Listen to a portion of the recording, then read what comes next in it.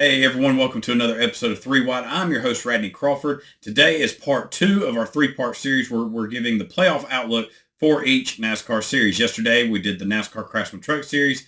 If you missed that video, be sure to go back and check that one out. Today's focus is going to be on the Xfinity Series. And starting things out, looking at the drivers that are already locked in with their wins, you have Austin Hill, who has 3 wins, John Hunter Nemechek with 2, and then you have one-time winner so far this season, Justin Allgaier, Jeb Burton, Chandler Smith, Sammy Smith, as well as Cole Custer.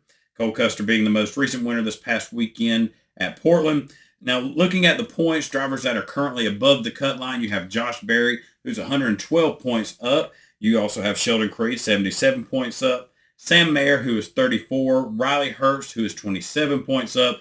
And then Daniel Hemrick, who is 14 points above that cut line. And the drivers below trying to make up that gap in points at the moment, Brandon Jones, who's 14 points out. You have Parker Kligerman, 26 points below. Ryan Sieg, who's 57 points below that cut line. Brett Moffitt, down 66. And Parker Retzlaff, who is 70. Those are the drivers within the closest striking distance on points.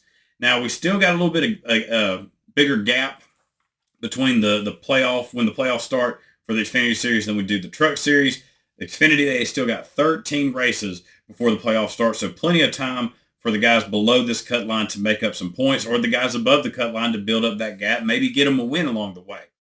So before we get started on this week's episode, let me tell you about our presenting sponsor, Hunt to Harvest. If you're looking to get an upgrade or update on your hunting apparel, then hunttoharvest.com is where you need to go. Well, right now you can go check out their Spring 2023 collection, where they have numerous shirt designs for both turkey hunters as well as fishing. Also, they have a sale going on right now with their long sleeve shirts. So if you're wanting to get a head start on your winter collection, hunttoharvest.com has it all ready for you. And they still have that mystery box special going on where you can get 3 shirts chosen at random sent to you for just $33.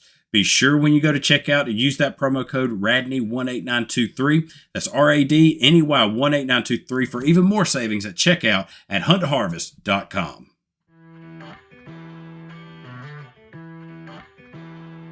So while I'm not going to go over all 13 races that are still remaining on the regular season schedule, I mainly want to focus on right now just 4 of the tracks coming up that they were at last year. In between these 4 races, you do have the tracks like Sonoma Raceway, which will be the race this weekend for the Xfinity Series. This is their first time on this track with the Xfinity car, so this is an unknown weekend. Not real sure how this is going to play out, but the biggest question mark is the Chicago Street Course. That's the greatest unknown. Nobody really knows what's going to happen there. But we're going to focus on the results and how these drivers performed last year at Nashville Speedway, Atlanta Motor Speedway, as well as New Hampshire and Pocono. And looking at the drivers right now that are above this points line, the points cutoff, to me, Daniel Hemrick and Riley Hurst are the ones in most danger of losing their spots. Last year at Nashville, you did have Riley Hurst finish 3rd. This was a solid race for him. He's going to need to be looking to repeat that success from last year. Daniel Hemrick finished 17th. He's going to have to bump up his finishes in this race as well as the next one's coming up. Looking at their season overall compared to last year for Hurst and Hemrick, Riley Hurst and Hemrick, they're both, to me, on the downslide from where they were last season. You have Riley, who has 3 less top 10s than he had this time last year, as well as 2 less top 5s. And this season, he started off really hot. It looked like Riley Hurst had taken that next step in his development, but he has had a rough go of it ever since the beginning stages of the season. And Daniel Hemrick, his average finish is about the same as it was last year. He's about this time last season is when his season started coming apart. So Hemrick, while his time at Colleague has been underwhelming, to me, you still can't sleep on him. Daniel Hemrick's a solid driver, but from the 4 races that we have on the schedule, Nashville, he finished 17th last year. He's going to have to improve on that. He's going to have to start going for stage points. Atlanta, he did finish 5th, and he was strong in the spring. So that could be a big momentum swinger for Hemrick on the remaining schedule. But New Hampshire, he finished 35th. That was a rough track for him. And Pocono, he finished 9th. So he's got some of his better tracks coming up on the schedule in these next handful of races. But still, there's a lot of improvement that needs to be done. Hemrick right there on the edge. One bad race, if he goes out to Sonoma and is unable to get stage points and gets a poor finish out of it, he's going to be in trouble as we're getting down into crunch time.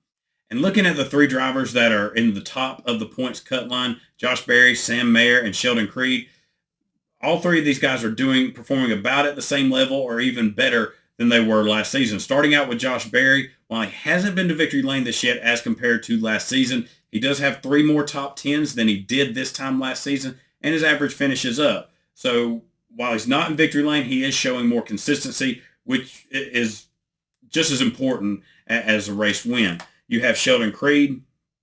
This time last year, he had no top 5s. This year, he has 2. It's not a huge number, but it is an improvement, as well as his point standing. This time last year, he was 15th in the point standings. Right now, he is 7th in the regular season standings. So a big improvement. We're seeing him up front a lot more, competing for these wins than we did last year. He's still getting caught up in either his own mistakes or in the mistakes of others. This past weekend, we saw the deal with him and John Hunter Nemechek, and then getting caught up with Parker Kligerman taking him 3 wide. Stuff that's really out of his control.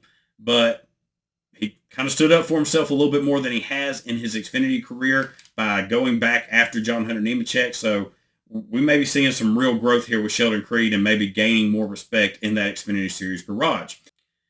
And then you have Sam Mayer. Now, he's hanging in about where he was last year. He's nowhere near the same amount of top 5s that he had at this point last season. He's got about the same amount of top 10s, but he started off this year like at Daytona, looking like he was about to pull off the upset win at Daytona. Had a great run at Fontana the next year, and it's just been kind of spotty for him ever since. I think Sam is still a future star for this sport, maybe having some sophomore growing pains. But right now, I would take Sam Mayer getting in on points over drivers like Daniel Hemrick and Riley Herbst, just the way that they are performing at this moment. And taking a quick look at these drivers below the cut line, drivers like Brandon Jones. Brandon is definitely having a year of regression in his first year with Junior Motorsports in this 9 car. There was a lot of hype thinking that him going to this 9 car, it could be the thing that gets him over the hump and gets him into more championship contention, but it just hasn't translated that way. His average finish is actually lower than it was last year. It has been a struggle for him, and we're coming up to some tracks that were okay for him last year, like Nashville. He finished 14th. 11th at Atlanta, but he struggled at New Hampshire and Pocono, finishing 28th and 17th at those races together. So Brandon's definitely going to have to work his way out of this funk. He's still there in the hunt for a playoff spot, but if we go to one of these super speedway races or one of these road course races and somebody pulls off the upset, he is going to be just that much more in the hole to get into the playoffs, period. And Parker Kligerman, he's done a decent job this year in that 48 car. Came close to getting the win this past weekend at Portland, and he ran really well at Atlanta earlier in the spring. So the potential's there for him. He didn't run any of these races coming up last season, and Parker's got to be, he's finally got this big opportunity in the Xfinity Series with a pretty good team. A playoff berth here would be huge for him and that 48 car. Out of those below the cut line, I think he's the most likely that could point his way in if he doesn't win before then. Ryan Sieg, he's still about so-so from the way he was last season. He doesn't have the same amount of top 10s. He ain't finishing the races as consistently as he was last year, but he's still having his kind of season where he's just hanging in the mix, doing enough to stay within striking distance of the playoff picture. Now, as for Brett Moffitt, his first year in that 25 car, in some ways, I feel like this team has overachieved. He's got a lot of speed in this car, and Brett is always known to really elevate a team with the talent that he has behind the wheel. So, again, Brett had another solid run at Atlanta this spring, so he'll be one to watch at these super speedway races.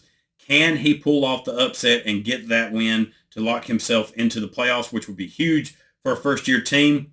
We'll see. Brett's one of those guys you can't take your eye off on. He's led more laps this year than he did at this point last season. He's about in the same points position, same amount of top 10s. So it was about this time last year that he was, out of his ride with our motorsports. How can he perform over these final 13 races of the regular season? And Parker Retzlaff, this was a guy I was pretty high on coming into this year just with how he performed in that part-time schedule last year with all the different teams. And he's done well in the 31 car for Jordan Anderson Racing. And it's going to be difficult for him to point his way in 70 points back. And this is a bit of an unknown with him because he's running this full schedule for the first time. We just don't know what to expect with this 31 car. He can get the top 10s. He's just not quite there yet, I don't think, to start competing for top 5s and competing for wins on a consistent basis, but still a solid young talent there that's doing really well in his first full-time Xfinity season. And for these drivers that are below the cut line on points, the window of opportunity for getting wins is getting smaller and smaller. You got the cream starting to rise to the top. Cole Custer, he just got his first win over this past weekend at Portland.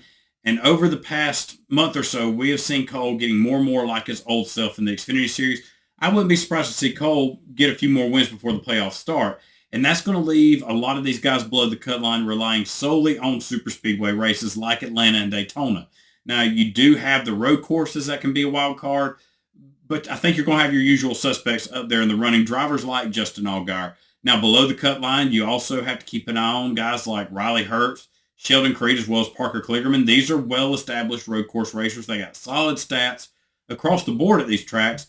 And at a track like Watkins Glen, you can add Sam Mayer into it. In 2 races at the track, he has 2 top 10s. So he's solid at Watkins Glen as well as these other road courses. Now, looking at Atlanta, you do have drivers like Parker Kligerman and Brett Moffitt, who had solid runs there in the spring. They will be looking at this race as a big opportunity for them. They're going to go out there and be aggressive, as well as Anthony Alfredo. He's a driver, one of those guys that has nothing to lose. He's not going to get in really on points. He's going to have to go out there and win a race. In Atlanta, he was able to lead some laps. He's really elevated that BJ McLeod Motorsports team. He's done well for them this year, and he's going to be an underdog guy to watch both at Atlanta and Daytona. And that's the biggest threat of all to these guys that are within striking distance of the points, but really needing some wins. You got guys back there out of the points reach like Jeremy Clements, Kaz Gralla, who have won in their career at Daytona. Kaz in the Truck Series. Jeremy Clements, who won last year's chaotic Daytona race, got himself a playoff spot. The window of opportunity is going to continue to get smaller. And these guys that are below the cut line, still within striking distance on the points, they're going to have to be more aggressive, not just for going for race wins, but say you don't have the car to get that victory, maybe change things up. Go for the stage wins or a good solid stage finish. You then put yourself at a chance of getting some playoff points, as well as finishing ahead of the guys you're chasing down, with still the opportunity to come away with a good top 10 or possibly top 5 finish. So I know it's 13 races. That sounds like a long stretch, a big number that they're still racing through. But as I said, cream's rising to the top. It's going to get tougher and tougher, and these guys are going to get more aggressive. We're already seeing feelings getting hurt out on the track, drivers starting to go after each other on pit road. The Xfinity Series puts on most of the time the best racing week in and week out. So it's going to be a lot of fun to watch. Part 2 of our 3-part series, where we're taking a look at the NASCAR playoff picture for each of their racing series. You're not going to want to miss the If you haven't already, be sure to get really interesting to see back over and check out part 1 at the end, where we discuss the NASCAR Craftsman Truck Series playoff outlook. Also, when you subscribe, you'll be the first to know when our finale comes out, looking at the Cup Series and their playoff picture. Hope everyone has a wonderful rest of their week, and we will see y'all next time here on 3 Wide.